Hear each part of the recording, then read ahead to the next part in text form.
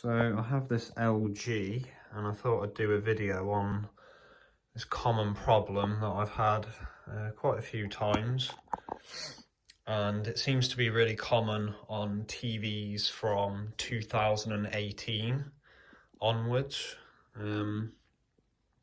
TVs prior to that, I normally tend to see open circuit LEDs, but TVs from 2018 like LGs and Samsungs seem to be developing this very common blue tinge to the image, which, I mean, I don't know what brightness that's on the backlight, but that is really dim.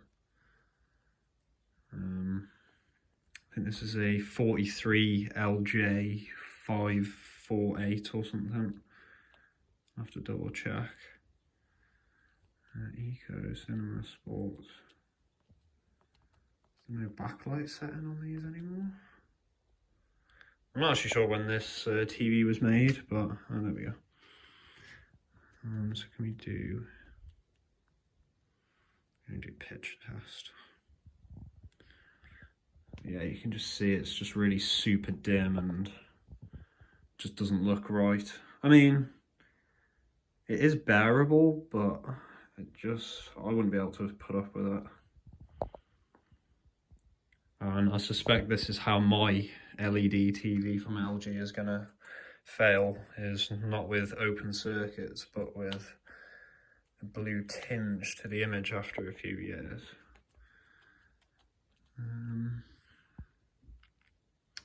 There's no way you can resolve this though. I've already factory reset it just in case, but I already know it's a fault with the LED backlight. Energy saving off. So it's on max brightness. You can just, I mean, it looks bright on the phone, but it just really isn't. My plasma TV is brighter than this on the minimum energy mode, and I just hate the image quality on some of these cheaper ones, especially from LG. So what I'm going to do is, the only way to repair these LED TVs, not the way that I've shown you how to do in my older videos, the only way to repair them is to fully replace every single LED backlight. Because if you don't, you're just gonna replace one of them and all of them are going to be off, because it's across the whole panel, and there's no point manually soldering them because it just takes ages. I mean, you can do that if you can't source the LEDs, but I've ordered a full set of LEDs, and this is the only way that I repair LED TVs, is by replacing the full backlight. I don't do any repairs to the originals anymore unless I can't get them sourced or manufactured in time. But there's no point repairing them, because you repair them, some of them will last, don't get me wrong. I've done lots of them that have been perfectly fine, but you get the odd one where they'll turn it up on max brightness and it'll die again. So replace the full lot. You're then covered for 3 months warranty on max brightness, and you should be laughing. So these ones are genuine LG LEDs. I get them from my supplier. You won't be able to get a hold of these LEDs yourselves, I'm afraid. But the ones off eBay aren't too bad, as long as you don't let them be run on the full brightness, because they do die after about 8 months. So but you shouldn't run them on full brightness anyway, because that's what kills them. So I'm gonna replace these and should fix this TV. This is inside of this LG. This is the year pretty much pre-2018 when they started going to all these weird panel manufacturers and outsourcing the LCDs to be manufactured to cost cut, basically. So there's some weird Heesung electronic, even though it's an LG TV. It is an LG panel technically, but Yeah, it's a Heesung module. But there's all sorts of cheap rubbish going around these days that's used in different brands of TVs. If you get a TV with the Chewy brand panels, mainly used in the Vestels, but they have been creeping up into other brands, they're scrap and they look terrible. For a 4K LCD panel, they look horrific. I'd rather watch a 720p plasma over one of those because they just look so bad, and I don't understand how people want to ditch their older TVs for something that looks and sounds just terrible and is terrible build quality. As you can just see, like, we're cheaping out on everything here, you know. I know it's a low wattage TV, but it's because there's only 3 strings of LEDs in here with 21 LEDs in total, you know. That's what you get these days, isn't it? So reflow these main boards, probably about 10 of them, reflowing the CPU. If you get stuck in a boot loop or the Wi-Fi or the smart features glitch out, normally reflowing the CPU fixes the issues. But then you have to upgrade the heatsink, because if you don't, they fail again after about 3 months. I'm pretty sure it's the actual chip that's faulty and not the BGA pads. I'm pretty certain it is the chip itself, the silicon, that is breaking down. And I sort of proved that because the one that I had, I put the hot air gun on the CPU at 500 degrees for literally 2 seconds and the TV booted up fine, so it sort of rules out it being a BGA issue and more likely being the CPU that's failing. But it's because they don't really heatsink them as well as they should for how hot these chips get. And I've said that for years about LGs, and they still do it that way, and it's one of them. But anyway, so I'm just going to confirm that the backlight is actually burning a really weird blue colour. I mean, you can just see it there. Whoa, look at that. It's like, oh, has it died? Has it just died? Oh no. Don't know what happened there. Oh yeah, look at that. So that's like literally blue. It's like not even like white, which is what they're supposed to be. How crap is that? And I wonder how long this person was watching this TV for before they finally realised, like, what's going on with the image quality? So this is the year as well that they started ditching screws. There's a couple of screws at the bottom here, and then the rest of it is clipped together with these stupid things that after this one was okay, but these get brittle on the LGs and they just snap off. So be prepared to get the hot glue gun out if you've had one of these and it's seen a lot of use. They snap off, so thanks for ditching screws, LG, and you just want to make sure you disconnect the LEDs before you unplug them in the panel, because you'll get a shock, because there'll still be some DC on that one. Probably not much, but you know, just be safe. And these ones, this is an early 2018. The panel isn't actually glued in too bad.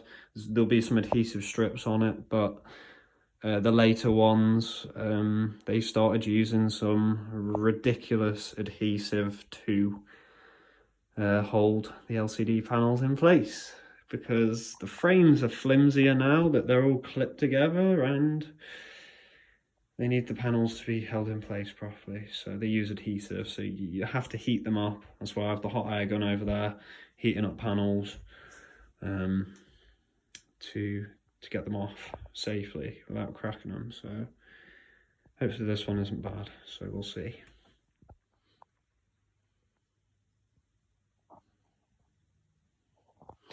I wouldn't advise looking at these directly. I'm looking through the camera. You can just see how blue they are.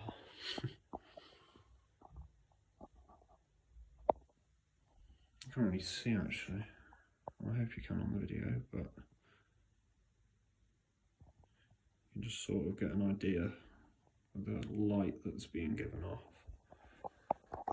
So I'm going to take them out and replace them. It's the brand new ones. All nice. And they give you some adhesive as well. And these ones are a bit of a pain to take this sheet out because they like hook. The sheet goes on a bit easier than it comes off. It's like hooked over. You can see, sort of like, yeah, it's a bit painful to do. So these ones ain't gonna come off, I don't think. I've lost my strong pair of tweezers. Otherwise I'll be using them to snap these off, but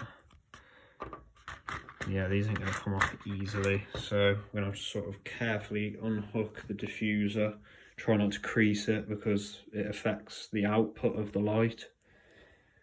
The only other compliment for these is that these diffusion clips are a lot easier to take out, and there's only 2 of them. I seem to be using a lot less of them, which is not a bad thing, because at one time they was using like 50 of them in a 42-inch panel, and it was just a nightmare. You had to stand there popping them all out like one by one. Absolute joke. These are a bit easier, and the panel is very thin, so be careful of that. So I'm going to take that off and swap them out with the old and then with the new. I'm going to give this a power up test. You want to be really careful with the adhesive because it's like a one-time use. If you don't put it on properly the first time, it's not going to work. You're going to have to glue them down, so with thermal glue to transfer heat.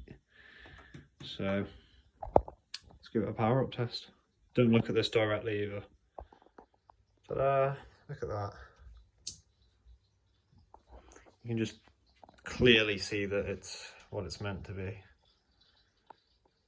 Perfect. So, awesome. Nice and easy. Alright, unplug that. Put it back together. Call it case closed. I'm wearing a pair of sunglasses for this as well, so just make sure you protect your eyes because this is some nasty light. And if you look at a white wall or anything, you're going to see like this starry stuff afterwards, so be careful because I've done it quite a lot and I'm pretty worried. Well, not worried, but you know, it's probably done some damage in the long run, so be careful. Obviously, whilst the TV's apart, it's a good idea to clean the LCD panel, get it all polished up. Because you can't clean where the frame sits on top of afterwards, so I use a microfiber cloth, and that is like brand new pretty much. So let's clean the frame, put it back on, give it a test. So I put the TV back together and I've done what I call a full send, which is where you just lash it back together, don't bother testing it, and hope for the best. And it worked. No lines, no glitches, no patches in the panel, which is awesome. So on LGs, I put the energy saving onto medium.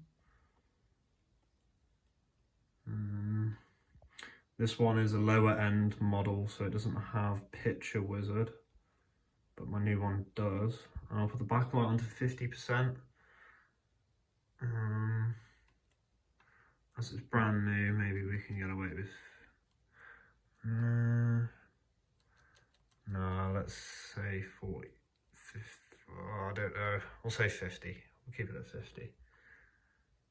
And obviously, if they want to turn it up, they can turn it up. Whoever buys this off me, but there we go. It's all fixed. Nice simple job. Hopefully, it's going to be reliable. So. Factory reset this, we're going to have to connect it to the Wi-Fi and do all the updates it needs to do, and then I'm going to advertise it. So thanks for watching.